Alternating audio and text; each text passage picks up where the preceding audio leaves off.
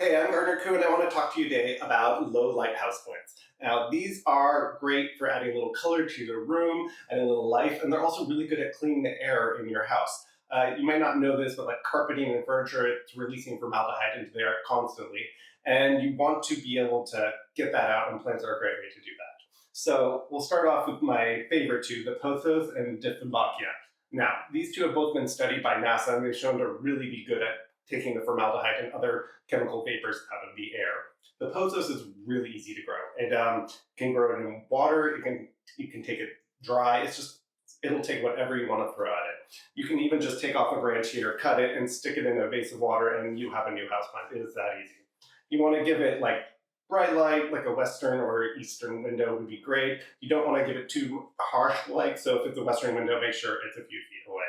The dieffenbachia is a little more difficult. This one requires maybe water once a week, and you want to make sure you get the exotica variety. So the exotica variety has these little green markings into the leaf that looks like it's pixelated almost. So that variety is much better at cleaning the air than the other one, which is called dumb-cane, and that's just the pure white leaf without any of the green pixelation. These guys will tell you if they need water, they'll droop, and they'll come right back really easily. If you're trying to grow like peace lilies and you're struggling with them, it's because they need an insane amount of water. Don't grow peace lilies, just too much work.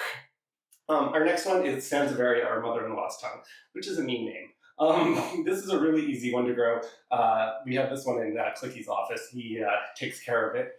It's succulent almost, so you want to give this one water maybe once a month during the winter time. And then during the summer, we usually give it twice a month we give it water.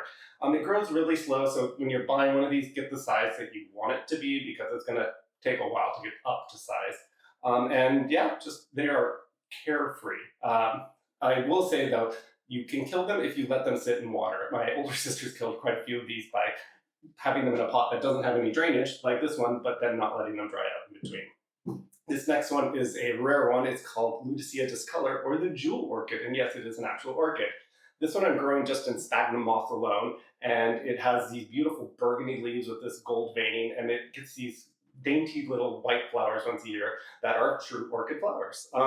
It's comes from the Amazon. It's a boggy plant, so that's why I have it in the sphagnum moss. And you just want to make sure you keep that one moist at all times. That's great for in the bathroom because, yes, I constantly can just give it a little splash of water. Next to it is my dragon tree. Now, these guys don't need water. I forget about this plant all the time. I've probably gone months at a time without watering it, and it's a little worse for wear, but it's still here, and it's been like, I don't know, a decade since I bought it. You give them bright light. You want to give them water when you remember. Once a month would probably be good. And they're easy, and they add a little bright spot of color to a room.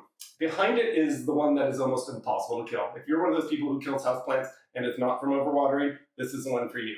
This is a ZZ plant. This one I had in a room with no sunlight at all for 6 months, and it was fine. And then it did die, and like all the canes, everything went down to the ground. I brought it out of that room, put it next to a window, and started watering it, and voila, I have a plant again. They are just indestructible, and they are just a great plant for putting in a difficult area in a dark room. So yeah, if you're struggling, ZZ plant is the way to go. All right, so one of the tricks of the trade is leaf shine. Now, a lot of times your plants at home will start to get like mineral deposits from watering or dust on the leaves, and they just won't look as good as when you bought them from like the florist or in the grocery store. And this is why. Leaf shine is amazing stuff. You can spray them twice a year with this, and it just makes them suddenly just so shiny and healthy and makes them look brand new again. You only want to do it twice a year though, because it does clog up their pores and their stoma, so you want to do it judiciously.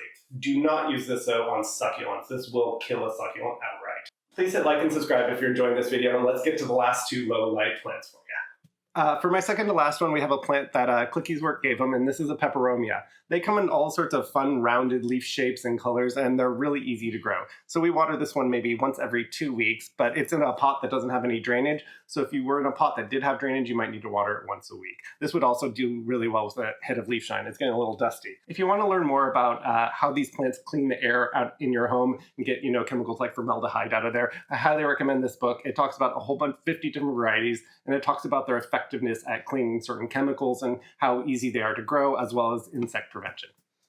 For my last one, my favorite one, Euphorbia trigona, or the African milk tree. This guy is just so easy, it's so big, and has such impact. So it gets its name because when you break off one of these branches, it'll literally have milk that'll come pouring out. And you do want to be careful because that milk is toxic and it'll irritate your skin. But if you do decide to break off a piece, you can just let it sit out for 4 or 5 days, plant it up in some cactus mix, and you got a whole new plant. So this is super easy. We give them water once a month maybe. And if I remember, honestly, sometimes I've gone like 6 months without watering it and it's been fine. If you live in USDA Zone 10, you can also just plant this out in full shade in dry soil and it'll grow great for you out there. Do beware, these guys get big. I bought this guy at this big and he's there now. And I think they end up getting up into a few meters, so careful. Anyways, I'm Gardener Coop. I hope I've helped you solve some dark corners of your house where you want to bring a little greenery, a little life to.